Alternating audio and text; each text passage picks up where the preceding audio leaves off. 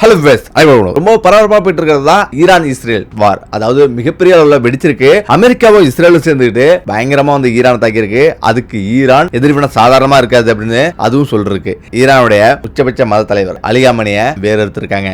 கடந்த 35 வருஷமா ஈரான் நாட்டை ஆட்சி செஞ்சு வந்தாரு. அவருடைய சாம்ராஜ்யத்தையே சரிச்சிருக்கு அமெரிக்கா. அதாவது மத்திய கிழக்கு நாடுல கிரேக்கத்துக்கு எப்படி சாம்ராஜ்யம் இருக்கோ அதே போல ஈரானுக்கும் தனி சாம்ராஜ்யம், தனி கலாச்சாரம் எல்லாமே அங்கதான் இருக்குது. இந்த நிலையில தான் அமெரிக்காவும் இஸ்ரேலும் சேர்ந்து இதுவரை இல்லாத அளவுக்கு ஈரானை தாக்கியிருக்கு. அதுவும் முக்கிய மத தலைவர் அலி காமனியை கொண்டிருக்கு.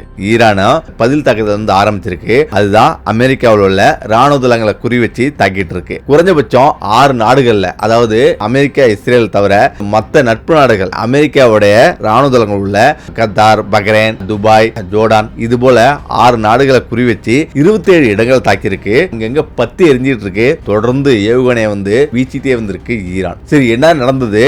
உண்மையிலேயே அலி காமனி இவ்வளவு பாதுகாப்பா வந்து இருக்கிற ஒருத்தர் ஈரானே அவருடைய பிடியில் தான் இருந்தது. ஏன்னா உச்சபட்ச தலைவர்னா, அதாவது அதிபரை விட அவருக்கு தான் அதிக அதிகாரம். அவர் முடிவெடுக்கிறது தான் அந்த நாட்டுடைய அனைத்து விஷயங்களும். அப்படியான ஒரு தலைவரை எப்படி கூண்டோட வந்து அழிச்சாங்க அப்படின்னு பார்க்கலாம். இதுல வந்து அமெரிக்காவும் இஸ்ரேல் சொல்லக்கூடிய ஒரு விஷயம் அணு ஆயுதம் தான். ஈரானிடம் எக்காரணம் பண்ணிட்டோம் அணு ஆயுதம் வச்சிருக்க அனுமதிக்க மாட்டோம் அப்படின்னு அமெரிக்கா வந்து சொல்லுது. அதே தான் இஸ்ரேலும் பயந்துகிட்டு இருந்திருக்குது. எங்க ஈரான் வந்து அணு ஆயுதத்தை கண்டுபிடிச்சு அணு ஆயுதம் வச்சிருந்தா மிகப்பெரிய ஒரு அழிவை சந்திக்கிறது முதலாளி யாருன்னா அது இஸ்ரேல் தான். சரி, அந்த விஷயம், அந்த அழிவு நமக்கு ஏற்பட்டுவிட கூடாது அப்படின்ற ஒரே விஷயத்துக்காக அவங்க வந்து ஈரானை தொடர்ந்து தாக்குறாங்க. அவங்க ஈரானை அடக்க நினைக்கிறாங்க. அதே நேரத்தில் இன்னொரு விஷயம் சொல்லப்படுது. அதுதான் வந்து கச்சா எண்ணெய் ஈரான்ல மிகப்பெரிய அளவில் வந்து இருக்குது. அதை கைப்பற்றதுக்காகவும் அமெரிக்கா வந்து முயற்சி பண்ணுது அப்படின்னு சொல்றாங்க. எது எப்படி இருந்தாலும் அணு ஆயுதம் வந்து வச்சிருக்க அனுமதிக்க மாட்டோம் அப்படின்ற பேர்ல தான் இவ்வளவு விஷயம் நடந்திருக்கு. ரெண்டாவது, கடந்த 2 நாளைக்கு முன்னாடி பேச்சுவார்த்தை நடந்தது. அந்த பேச்சுவார்த்தை தோல்வி அடைஞ்சுன்னு சொன்னாங்க. அமெரிக்கா மிகப்பெரிய ஒரு நடவடிக்கை எடுக்கும் அப்படின்னும் அமெரிக்க அதிபர் ட்ரம்ப் தெரிவிச்சாரு. ஆனா அதே நேரத்தில் டக்கு புக்குன்னு எல்லாத்தையும் வந்து ஒரே நைட்ல முடிச்சிட்டாங்க. அதுக்கு முக்கிய காரணம்னா வெளி உலகத்துக்கு தெரியவே இல்லை. அலி காமனியோட வீட்டை அது 35 செகண்ட்ல, ஒரு நிமிஷம் கூட இல்ல, 35 செகண்ட்ல அலி காமனியோட தரையோட தரையா அழிச்சிட்டாங்க. அதுவும் தரை கீழே 100 அடி கீழே மிகப்பெரிய ஒரு பங்கர் வந்து வச்சிருக்காங்க. மிகப்பெரிய ஒரு நிலத்தடி பங்கர்ல தரை கீழே ஒரு வீடு இருந்திருக்கு. அதுக்கு முக்கிய காரணம்னா, ஏற்கனவே அலி காமனியை சில வருடங்களுக்கு முன்னாடி அலி காமனி வீட்டுக்கு பக்கத்திலேயே பயங்கரமான குண்டு வெடிச்சது. அதுக்கு பிறகுதான் அலி காமனி வந்து எச்சரிக்கையானார். இதுக்கு மேலே நம்ம விட்டோம்னா நம்மள வந்து காலி பண்ணிடுவாங்க. அதனால நம்ம எச்சரிக்கையா இருக்கணும்ட்டு பூமிக்கு அடியில 100 அடி கீழே பெரிய ஒரு பங்கர் அமைச்சு அங்கதான் அலி காமனி வாழ்ந்துட்டு வர்றாரு. எந்த ஒரு விஷயமா இருந்தாலும் அங்க போய் தான் நிறைய பேர் மீட்டிங் வந்து போடுவாங்க. இவ்வளவு விஷயத்த எப்படி அவங்க கண்டுபிடிச்சாங்க அப்படின்னு உங்களுக்கு ஆச்சரியமா இருக்கும். ஒவ்வொரு விஷயமுமே இஸ்ரேலோட மொசாட்டும் அமெரிக்காவுடைய சிஐஏவும் சேர்ந்து கடந்த சில நாட்களா அவர் வந்து கண்காணிச்சிட்டு இருந்திருக்காங்க. அவர் எங்க போறாரு, என்ன பண்றாரு, எத்தனை மணிக்கு வர்றாரு அப்படின்னு 2 நாட்டுடைய உலக அமைப்பும் ஒன்னா செயல்பட்டு அவர் வந்து கரெக்டா வந்து குறி வச்சாங்க. அதே போல அலி காமனி இருக்கிறது 100 அடி கீழே, 100 அடியும் காங்கிரஸ் தளத்தால அமைச்ச பயங்கர ஸ்ட்ராங்கா வந்து இருக்கும். சொல்ல போனா எவ்வளவு பெரிய அணு ஆயுதத்தை போட்டா கூட அது ஒண்ணுமே ஆகாது. அப்படிப்பட்ட இடத்த எப்படா வந்து இவங்க தகர்த்தாங்க அப்படின்னு கூட நமக்கு ஆச்சரியமா இருக்கலாம். அதுதான் GPU 57 மோப்புன்ற பயங்கரமான குண்டு. இந்த குண்டு 14,000 கிலோ, அதாவது 14 டன் எடை கொண்டது இந்த 57 மோப்புன்ற குண்டு.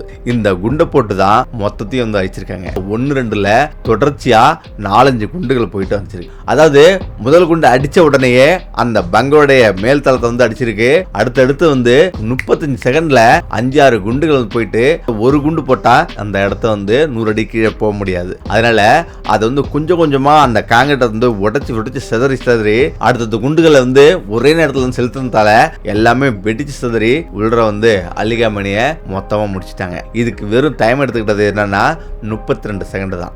அதுவும் நீங்க நினைச்சு பாருங்க எப்படி வந்து இருந்திருக்குன்ட்டு. அதாவது யோசிக்க கூட முடியாது. அதுக்கு முக்கிய காரணம் என்னன்னா, ஒரு குண்டு போட்டு லேட் ஆச்சு அப்படின்னா அவங்க கீழே வந்து சுரங்க பாதையும் உண்டு. அந்த சுரங்கப்பாதை வழியா வேறொரு இடத்துக்குலாம் வந்து தப்பிச்சு போகலாம். அந்த அளவுக்கு 100 அடி கீழே பயங்கரமான சுரங்கங்களை அலி காமனி வந்து அமைச்சிருக்காங்க. ஈரான் அரசே இது ஏற்பாடு பண்ணி கொடுத்துருக்கு. ஆனா அவர் தப்பிச்சு போக முடியாத அளவுக்கு, அதாவது அவங்களுக்கு அரசு அதிகாரிகள்லாம் அப்பதான் வருவாங்க. மிகப்பெரிய ஒரு மீட்டிங்கே அன்னைக்கு வந்து ஏற்பட போகுது. இது எல்லாமே கவனிச்சுட்டாங்க. இப்ப வந்து அவங்களுக்கு தெரிஞ்சிச்சு எல்லா அதிகாரிகளும் வந்துட்டாங்க. இந்த நேரத்துல நம்ம அவர் மட்டும் இல்ல, அவர் கூட உள்ள பெரிய பெரிய அதிகாரிகளிலிருந்து கொண்டு வரலாம் அப்படின்னு அவங்க பிளான் போட்டாங்க. அவங்க நினைச்ச மாதிரியே எல்லா அதிகாரிகளும் வந்தாங்க. அவங்க மீட்டிங்காக உட்காந்துருக்காங்க.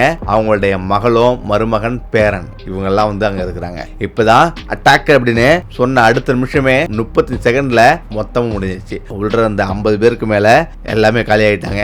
அடுத்த நிமிஷம் என்ன நடந்ததுன்னு புரிஞ்சுக்கிறதுக்குள்ளேயே இவ்வளவு விஷயம் நடந்து முடிஞ்சிச்சு.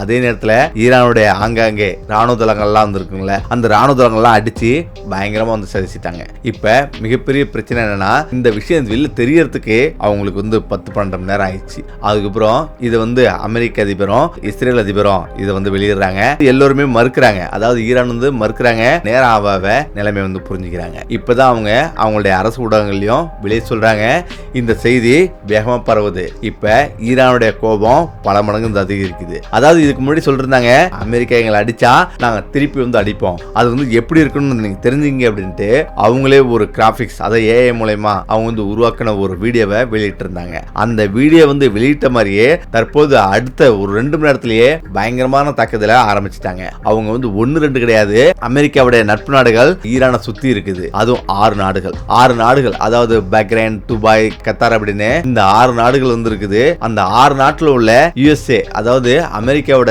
ராணுவ தளவாடங்களை குறி வச்சு அடிக்குது ஈரான். தற்போது பயங்கரமா வந்து அடிச்சிட்டு இருக்கு.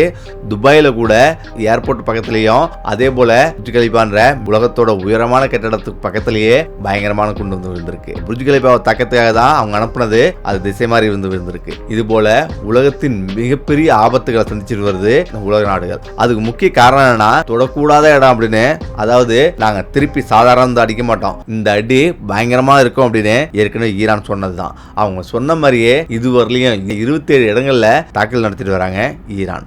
ஆனா அமெரிக்க அதிபர் தற்போது வந்து எச்சரிக்கிறாரு, இந்த தாக்குதல் நீங்க தொடர்ந்து இருந்தீங்கன்னா விளைவு இன்னும் பயங்கரமா இருக்கும், அதனால தாக்குதல் நிறுத்துங்க அப்படின்னும் அவங்க சொல்றாங்க. ஆனா அதுக்குள்ளேயே ஈரானுடைய உச்சபட்ச தலைவரை அடுத்த தலைவர் தேர்ந்தெடுத்திருக்காங்க. அந்த தலைவர் கடுமையான எச்சரிக்கை வந்து கொடுத்திருக்காரு. அதாவது நீங்க இதுக்கு சரியான விலையை கொடுத்தே ஆகணும், கையை வைக்க கூடாத இடத்துல வச்சுட்டீங்க அப்படின்னும் அவர் சொல்லிருக்காரு. முக்கியமா நீங்க ஒண்ணு கவனிக்கணும், உலகத்திலேயே அதிகமா இருக்கிறது முஸ்லிம்கள் தான். ஈரானும் முஸ்லீம் தான், கத்தார், துபாய் இவங்களும் முஸ்லிம்கள் தான். எதுக்காக அவங்க ஒற்றுமையா இருக்கல, எதுக்காக அமெரிக்கா கூட நட்பா இருக்காங்க அப்படின்னா, அதுதான் சியா முஸ்லீம். ஈரான் வந்து சியா முஸ்லீம், அவங்க எல்லாம் சன்னி முஸ்லீம். இப்ப அவங்களுக்குள்ளே பல எதிர்ப்புகள் வந்து இருக்குது. இப்ப திடீர்னு அவங்க தாக்குதல் நடத்தினா அப்படின்னா அவங்களுக்குள்ளே பல விதமான எதிர்ப்புகள், பல விதமான போட்டிகள்லாம் வந்து இருக்குது. அதுக்கு முக்கிய காரணம் எண்ணெய் வளங்கள் தான். எண்ணெய் வளங்கள் யாரை சார்ந்திருக்கு அப்படின்னா, துபாய், கத்தார் இது போன்ற நாடுகள் தான் உலகம் சார்ந்திருக்கு. இப்ப அடுத்ததா வந்து ராணுவம், அந்த கச்சா எண்ணெய்களை இப்ப ஈரானே வந்து எடுக்கிறாங்கன்னு வச்சுக்கோங்களேன். அதனால மிகப்பெரிய பாதிப்பு எங்க ஏற்படும் அப்படின்னா, அது வந்து மற்ற நாடுகளுக்கு தான், இந்த நாடுகளுக்குலாம் ஏற்படும். இப்ப இதெல்லாம் வந்து கவர் பண்றதுக்காக தான் இவங்க எல்லாமே அமெரிக்கா கூட வந்து சேர்ந்திருக்காங்க. அமெரிக்கா எல்லாம் சேர்ந்துக்கிட்டு இப்ப இதை சாக்கு வச்சுக்கிட்டு ஈரானை தாக்கிட்டே வந்திருக்குது. அதே நேரத்தில் ஈரான் மேலே சிறு தவறு இருக்கு. என்னன்னா, அலி காமனியும் சாதாரண ஆள் கிடையாது. அந்த நாட்டிலே உள்ள அனைத்தும் தெரிஞ்ச அரசியலமைப்பு, மதத்துல உச்சந்தொட்டு இருக்கணும். இப்படி எல்லாமே தெரிஞ்ச ஒருத்தர் தான் அந்த இதுல உச்சபட்ச தலைவர் வர முடியும். அப்படியான ஒரு இடத்துல அலிகாமணி வந்து தான் புடிவாதமா வந்து அமர்ந்தாரு. அதாவது அவருடைய மூத்த தலைவர் வந்து வயசான பிறகு இவர் வந்து அமர்ந்தாரு. பல மக்கள் வந்து எதிர்த்தாங்க. அவர் வந்த பிறகு கடுமையான சட்டத்திட்டத்தை அவர் வந்து பின்பற்றினாரு. இதனால உலக நாடுகளே எதிர்ப்பு தெரிவிச்சுட்டு வராங்க. முக்கியமா அவங்க நாட்டிலேயே பல விதமான எதிர்ப்புகள் அதிகமா வந்திருக்குது. சர்வதிகாரி மாதிரி அவர் வந்து நடத்தினதுதான். ஏன்னா அங்க ஏகப்பட்ட பேர் போராடின மக்கள் எல்லாம் கொன்று குவிச்சாரு. நிறைய பேரை தூக்கில போட்டாங்க. பெண்கள் புர்கா வந்து அணிஞ்சிட்டு தான் வெளில வரணும். அதே போல இல்லாத இடத்துல அதே போல நிறைய பெண்களை தாக்கி அதுவும் வந்து பிரச்சனையாச்சு. அது மட்டும் இல்லாம பல விதமான அடக்குமுறைகளுக்கும் மக்கள் ஆளாகிறாங்க அப்படின்றதால கடந்த சில மாதங்களா பயங்கரமா போராட்டம் வெடிச்சது ஈரான்ல. இந்த அரசை அகற்றணும் அப்படின்னு அங்க உள்நாட்டிலேயே மக்கள் வந்து எதிர்ப்பு வந்திருக்காங்க. இப்ப இந்த நேரத்தில் தான் இப்படியான ஒரு நிகழ்வு அமெரிக்கா வந்து எடுத்திருக்குது. அமெரிக்கா கொஞ்ச நாளைக்கு முன்னாடி ஈரான் மக்களே ஒன்று சேருங்க, இந்த அரசை அகற்றிட்டு புதிய அரசு அமைக்கிறவர்களையும் ஓயக்கூடாது அப்படின்னு அவரே வந்து அழைப்பு விடுத்திருந்தாரு அந்த மக்களுக்கு. அதே போலதான் இப்ப வந்து ஆயிருக்கு. ரெண்டாவது, அந்த சர்வதிகாரத்துக்கு ஒரு முற்றுப்புள்ளி வச்சா அது வந்து அமெரிக்காவுக்கும் சாதகமா வரும். அப்படி இல்லாட்டியும் இஸ்ரேல வந்து அதிகமாக எதுக்க மாட்டாங்கன்றது அவங்களுடைய கணிப்பு. அதே நேரத்தில் தப்பித்தவறி அணு ஆயுதம் அவங்க கையில போனா நிலைமை எப்படி இருக்குன்னு யாராலையும் கணிக்க முடியாது. அந்த பயமும் அவங்கள்ட்ட வந்து இருக்குது.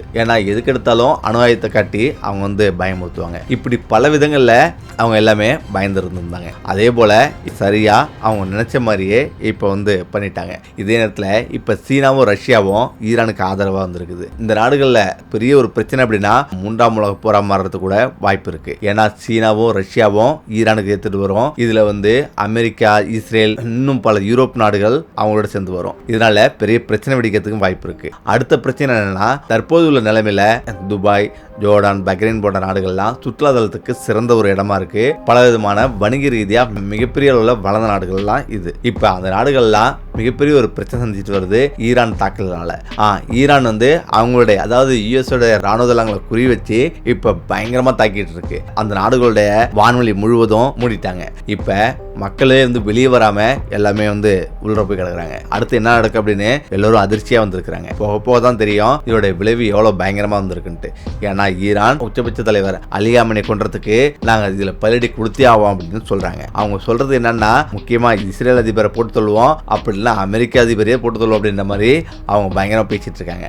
அப்படின்னா பயங்கரமான உயிர் சேதத்தை நீங்க வந்து தாங்கி ஆகணும் அப்படின்னும் இவங்க சொல்லிட்டு இருக்காங்க. ஆனா இதோட விளைவு, இதனால நிறைய கச்சா எண்ணெய் வந்து ஈரானை தாண்டி தான் வெளில வந்தாகணும். அதனால தற்போது வரை 25% எண்ணெய்கள் வந்து வெளியே வரதை வந்து நிப்பாட்டிருக்காங்க. இன்னும் சொல்ல போனா அடுத்த சில தினங்கள்ல 40% எண்ணெய்கள் இந்த நாடுகள்ல இருந்து வெளியாகிறது நிற்கும். இதனால பெட்ரோல், டீசல் விலை பயங்கரமா வந்து ஏறும். அது மட்டும் கிடையாது, அழகு பொருட்கள்ல இருந்து பல விதமான பொருட்களும் இந்த கச்சா எண்ணெயில இருந்து தயாரிக்கிறாங்க. அதோட பொருட்களும் பயங்கரமா வந்து ஏறும். இப்ப இது மட்டும் இல்லாம தங்கத்தோட விலையும் பயங்கரமா வந்து உயரும். அதுக்கு முக்கிய காரணம் என்னன்னா, ஏற்கனவே ஒரு சின்ன பிரச்சனைனா கூட அந்த நாட்டில் உள்ளவங்க எல்லாமே ஒரு பயம் வந்துடும். திடீர்னு குண்டு போட்டாங்கன்னா, ஏதாவது பிரச்சனை வந்தாங்கன்னா நம்ம மணில என்னத்துக்கு வருது. அதனால பாதுகாப்பான ஒரு இடம்னா அது வந்து தங்கத்துல முதலீடு பண்றது. மற்ற எதுல நீங்க முதலீடு பண்ணாலும் அந்த அளவுக்கு சொல்ல முடியாது, பாதுகாப்பா இருக்கும்னு சொல்ல முடியாது. திடீர்னு அந்த நாட்டோட பணம் சரியும், அந்த நாட்டில் வந்து வேற எதுக்காவது வந்து அவங்க முதலீடு பண்றதுனா அது ஒண்ணு இல்லாம போயிடும். ஆனா தங்கத்துல முதலீடு பண்ணா எந்த நாட்டுக்கு வேணாலும் போய் வித்துட்டு நம்ம எப்படி வேணாலும் வாழலாம். அந்த ஒரே காரணத்துக்காக எல்லோருமே தங்கத்தின் மீது முதலீடு பண்ணுவாங்க. அதனாலதான் இப்ப 2 நாளா பயங்கரமா முதலீடு பண்ணும்போது, அதாவது சாதாரண மக்களும் சரி, அங்க முதலீட்டாளர்களும் சரி, எல்லாருமே தங்கத்தின் மீது முதலீடு பண்றாங்க. அதனால அந்த கடந்த 2 நாள்ல மட்டும் 7500 வந்து ஏறிச்சு. இப்ப 1,30,000 இருக்கிற தங்கம் அடுத்த சில நாட்கள்ல 1,60,000 வரத்துக்கும் வாய்ப்பு இருக்கு. இப்படி பல விதங்கள்ல எல்லோருக்குமே பிரச்சனை தான். இது மட்டும் இல்லாம இங்க துபாய் போனவங்க, மற்ற நாடுகள்லாம் போனவங்க எல்லாமே இந்தியர்கள் இப்ப பரிதவிச்சுட்டு வராங்க. என்ன நடக்க போகுது, எங்க குண்டு விழுந்து தெரியாம பங்கர்ல போய் நாங்க ஒளிஞ்சிருக்கோம் அப்படின்னு எல்லாருமே சொல்லிட்டு வராங்க. அமெரிக்கா செஞ்சது தப்பா சரியான்னு தெரியாது, ஆனாலும் உலக நாடுகளே இதுல வந்து பாதிக்கிற அளவுக்கு வந்திருக்கு. இதுல நீங்களும் நானும் கூட வந்து பாதிக்கப்படலாம். ஏன்னா உலகத்துல எங்க போர் நடந்தாலும் அதனால பாதிக்கப்படுறது உலக மக்கள் எல்லாருமே பாதிக்கப்படணும். ஒவ்வொரு மூலையிலையும் எண்ணெய் யூஸ் பண்ணாம இருக்க முடியாது, அதே போல தங்கத்தை வாங்காம இருக்க முடியாது. இது போல பல விஷயம் வந்து ஒளிஞ்சிருக்கு. இதனால அங்கங்க வந்து மிகப்பெரிய ஒரு பொருளாதார போராட்டமும் வந்து ஏற்படும். இன்னும் ஒரு நாள் காத்திருந்தாலும் தெரியும் இதுக்கு எந்த அளவுக்கு வந்து இதோட போக்கு போக போகுதுன்ட்டு. ஓகே, நம்ம இதோட பேசிக்கிறேன். மீண்டும் அடுத்த சந்திப்போம். நன்றி, வணக்கம்.